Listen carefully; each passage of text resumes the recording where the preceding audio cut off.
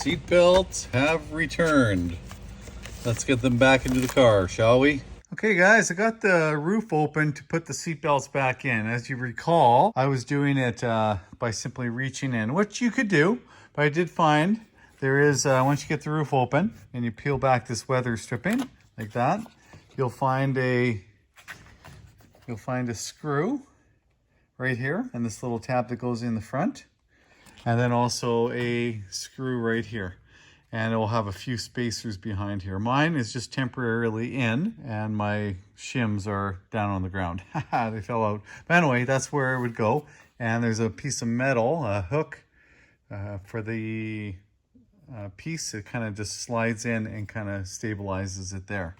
So this is the passenger side. Now I have, just temporarily, I have put the seat belt back in, plugged it in, reattached it lightly and lightly below. I have fed it through this portion here, and I'm kind of just playing around with how it feeds. So I kind of have it like that right now. I know it's a little bit hard to see, but I fed it through and it seems to retract and go back in quite nicely with the way that it is there. I can play around with it, and if I have to, I can twist it and kind of see how things go. Yeah, so I'll figure that out and I'll tighten things up, and we'll see what happens.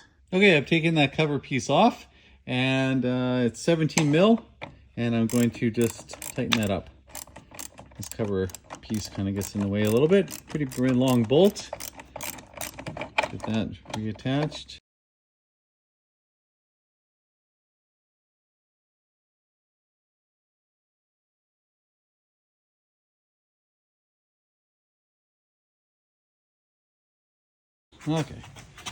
Okay, now the bottom one. This one I do find a little easier with a ratchet. It lines up quite nicely. So I'll just feel for it there. There we go.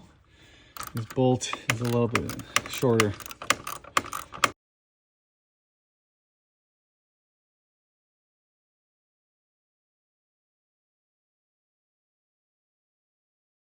Okay, that's back in.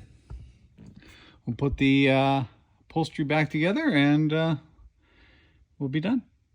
Hey guys, well, as you can see, being a little bit busy, took out the, well, some of the interior.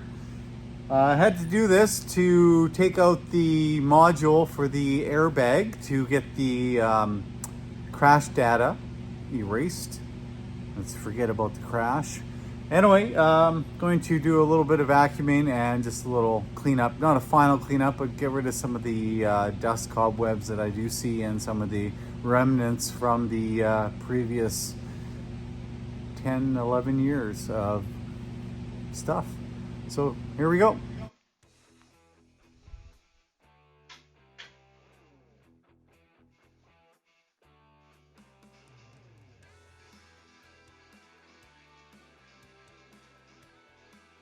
Okay, overall vacuuming of the inside actually went quite well. I didn't find any too big a mess, just actually a lot of dust, cobwebs.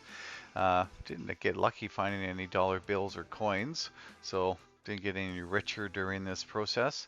But overall the condition of the inside was actually really good. There was no signs of any water damage, which is nice. It wasn't noted on the pre-owner report that we did through Carvin. So yeah, everything looked good, and yeah, just moving forward, and I imagine this process is going to be repeated many times as we create more dust, continuing with the bodywork later down the road. But turned out pretty well.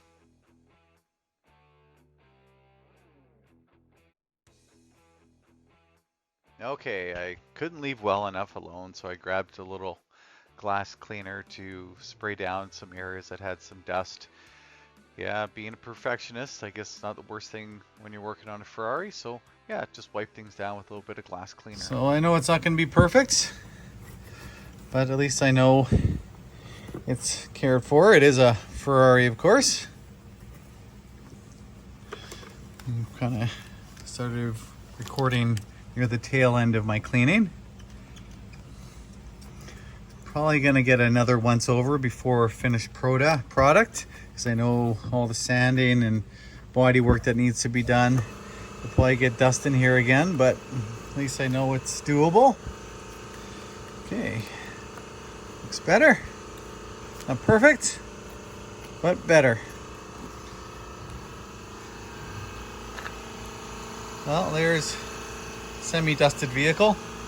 Again, I'll steam clean everything when it's near completion, but at least I know it's going to be dusted and clean.